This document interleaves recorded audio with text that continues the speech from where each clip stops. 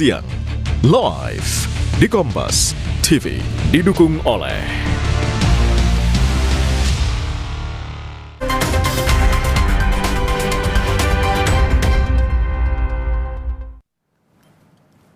Anda kembali di Breaking News Kompas TV, saudara, dan kita juga masih menyaksikan bersama-sama bagaimana hari ini hajatan dari Tentara Nasional Indonesia di Batu Jajar, Bandung, Jawa Barat. Tadi kita saksikan bersama-sama ada demo gabungan yang dilakukan oleh pasukan dari 3 matra, baik TNI Angkatan Darat, Laut maupun Udara. Bagaimana alutsista kita juga tadi ditampilkan seperti apa, mulai dari logistik, kemudian helikopter perang, sampai tadi kita lihat juga pasukan-pasukan kita menyerang menggunakan senjata secara gabungan gitu ya, tidak hanya masing-masing matra. Nah, saya akan kembali mengajak Anda, saudara, menyaksikan di layar kaca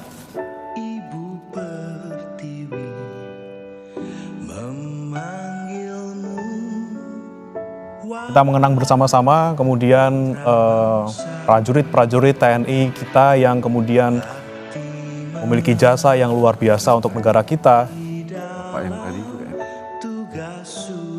Ini menunjukkan tidak hanya bagaimana kita melihat ke depan, saudara, tapi bagaimana kita juga melihat ke belakang, melihat bagaimana perjuangan prajurit-prajurit kita di masa lampau, bagaimana kemudian jasanya, perjuangannya, tentunya menjadi cerminan bagi diri kita untuk bisa melihat kembali ke depan. Dan saudara masih bergabung bersama kami juga di studio, Marsma Purnawirawan Agung Sasongko Jati, Kadispen AU 2023, kemudian juga Mas Julius Suman, jurnalis Kompas TV. Kita tadi sempat terjeda break sejenak terkait dengan bagaimana industri pertahanan gitu ya, terutama mungkin di Indonesia. Saya mau ke Mas Julius. Mas Julius, kalau Anda melihat ekosistem di Indonesia, industri pertahanan kita, jika dibandingkan luar negeri seperti apa sih, Mas Julius? Sebetulnya sudah di dalam negeri sudah terbilang cukup maju ya. Ada beberapa produsen lokal yang sudah bisa membuat rantis, membuat bahkan HUD display F-16 tuh ada juga swasta tuh yang bikin di sini. Nah, tapi kalau dibandingkan dengan di Eropa misalnya, memang jauh jadinya. Karena mereka membuat ekosistem industri pertahanan itu sistematis. Sistematis maksudnya begini, mereka antisipasi supaya kalau terjadi konflik, kalau satu sistem senjata dibangun di satu tempat saja, tentu akan bahaya gitu ya. Kalau itu diserang, ya tidak bisa bikin lagi. Sementara perang berlanjut gitu, nggak bisa. Nah, kalau di Prancis, saya waktu itu ke pabriknya Nexter, dia sebar untuk sistem senjata seperti Caesar itu dibikin truknya di Rouen, terus kemudian sistem meriamnya dibikin di kota lain lagi, di pelosok Prancis, tidak dibikin di kota-kota besar Prancis, tidak, justru di pelosok, terus kemudian sistemnya itu digabung truknya dengan meriamnya gitu ya, howitzer-nya.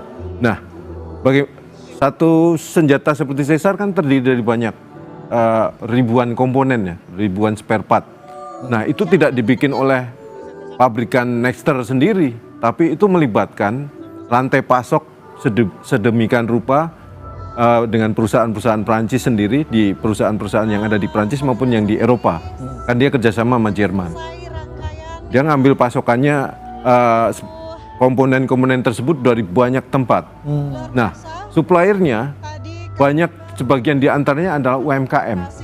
Jadi UMKM ini bukan PT besar gitu ya, tapi UMKM yang dia bisa menyuplai misalnya selongsong untuk kaliber tertentu, amunisinya Nexter, diawasi dengan ketat dengan spek standar Kementerian Pertahanan Prancis. Oke. Jadi itu juga bidding terbuka gitu ya, walaupun ini sektor pertahanan, tapi aksesnya bisa diakses oleh UMKM Prancis, tapi tentu dengan ketentuan kerahasiaan tertentu ya. Nggak sembarangan juga bisa, mungkin ada pihak luar yang bisa pesen ke UMKM tersebut, enggak. Jadi ini speknya khusus, tapi yang paling penting di sisi itu adalah ekosistemnya terbangun, jadi tidak hanya terpusat di BUMN pertahanannya Prancis, tapi produksinya tersebar di seantero Prancis, bahkan di negara-negara dia punya pabrik-pabrik di Belgia dan di Jerman dan nyebar gitu di Eropa. Terus kemudian suppliernya bagian dari rantai pasok itu melibatkan banyak UMKM. Dan yang menarik, saya di satu tempat di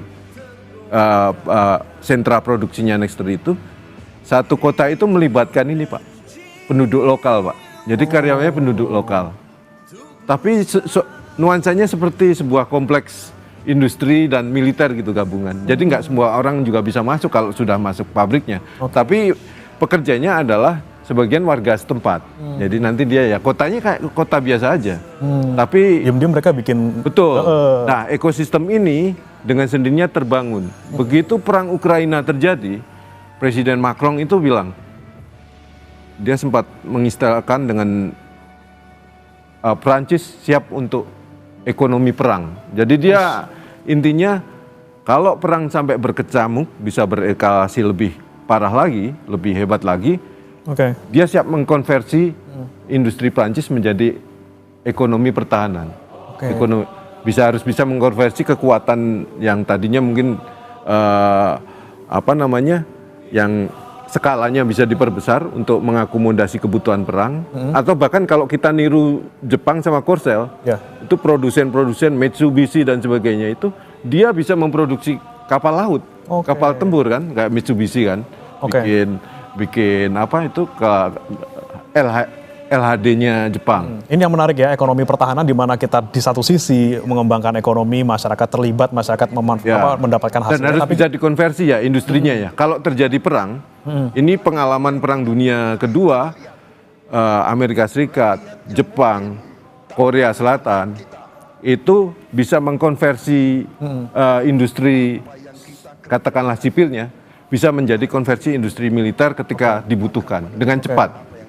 Jadi makanya Amerika Serikat bisa unggul di perang dunia karena suplai kapal perangnya dan bisa produksi lebih cepat daripada Jerman. Dari segi ekonomi kemudian menang dalam tanda kutip, dari pertahanan juga mereka juga terbantu. Baik.